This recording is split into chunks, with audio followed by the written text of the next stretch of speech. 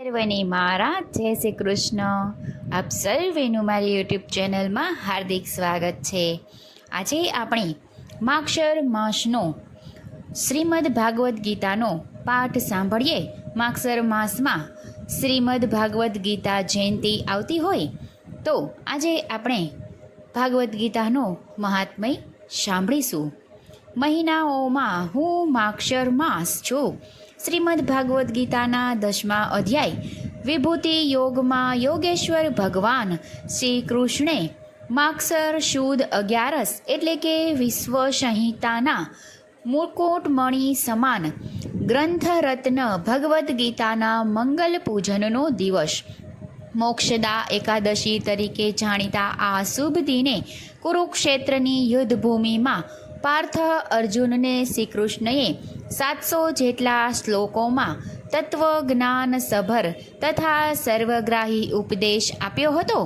ભગવાન શ્રી કૃષ્ણ સ્વયં કહે છે, ગીતા મેં હૃદય પાર્થમ, અર્થાત હે અર્જુન, ભગવદ્ ગીતા તો મારું હૃદય છે. મહર્ષિ કૃષ્ણ દ્વૈપાયન વ્યાસ રચિત મહાભારતના કુલ 18 પર્વોમાં છઠ્ઠા પર્વ ભીષ્મ પર્વના 25મા અધ્યાયથી શરૂ કરે છે. 42 સુધીના કુલ 18 અધ્યાયને શ્રીમદ ભગવદ્ ગીતા એવું નામ આપવામાં આવ્યું છે. આ રીતે ગીતા મહાભારતનો અંતર્ગત ભાગ છે.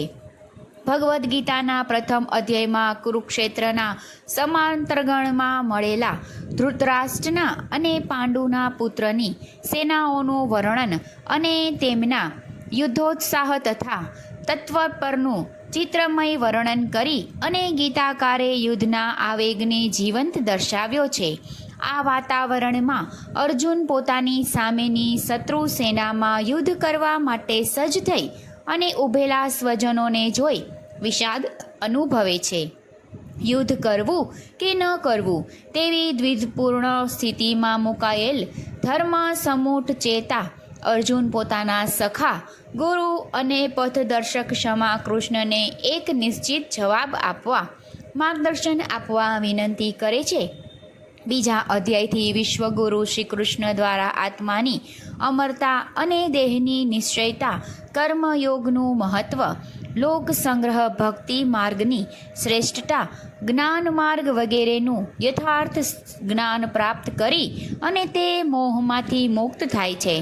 આમ ગીતા વિષાદથી પ્રસાદ તરફ પ્રસ્થાન કરવાનો ઉત્તમ માર્ગ છે. ગીતા માર્ગ યુદ્ધનું જ ગીત છે, પણ જીવન સંગીત છે. ગીતામાં જે યુદ્ધની વાત છે તે ધર્મયુદ્ધ છે. યોગેશ્વર શ્રી કૃષ્ણ અર્જુનનો નિમિત્ત સમગ્ર માનવ સમુદાયને જીવન જીવવાની કલા વિશેનું ઉત્તમ માર્ગદર્શન આપ્યું છે. યોગ કર્મશુ કૌશલ્યમ દ્વારા કર્મયોગની ન મેચ ભક્તિ પ્રણયશનમ દ્વારા ભક્તિ માર્ગની તથા નહીં જ્ઞાને સદર્શમ પવિત્રમહી દ્વિધ્યેત, જ્ઞાન જેવું પવિત્ર આ જગતમાં કંઈ નથી વગેરે વિધાનો દ્વારા કર્મમાર્ગ, ભક્તિ માર્ગ અને જ્ઞાન માર્ગનું મહત્ત્વ દર્શાવ્યું છે. આમ ભગવદ્ ગીતાના દિવ્ય વિચારો વ્યક્તિ માટે સજીવનની કાર્ય કરે છે.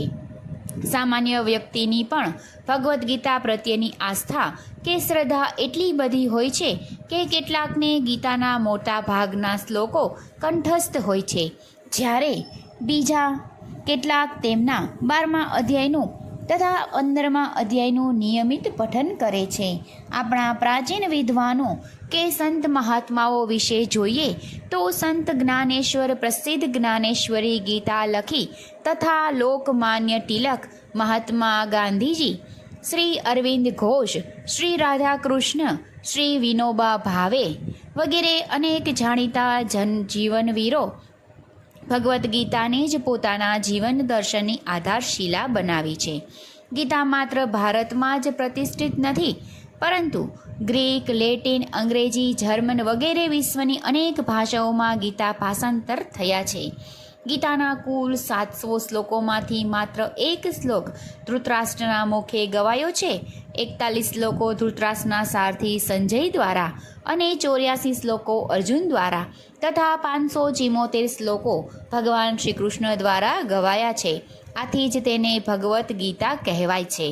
આ જ કારણે સમગ્ર શ્રીમદ ભગવદ્ ગીતામાં કોઈ પણ ઠેકાણે શ્રી કૃષ્ણ ઉવાચ્ય એવું કહ્યું નથી, પરંતુ વારંવાર શ્રી ભગવત ઉવાચ્ય, શ્રી ભગવાન ઉવાચ્ય એવું કહેવામાં આવ્યું છે.